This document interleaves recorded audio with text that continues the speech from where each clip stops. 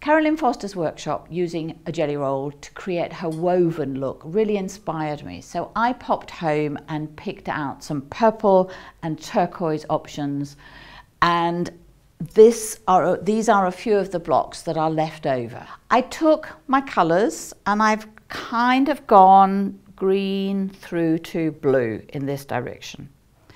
And in my head, I thought I could use my other favourite colour, which is purple. And then all of a sudden, I think, for me, that starts to be very effective. So we're going to put a yellow one in here. They're only a for instance at this stage. And I've got a red one, I've got a yellow one in here, so I probably need another one, red one in here. I've got them together in rows, and you can see that they are blues going and greens going vertically, and reds and yellows going horizontally.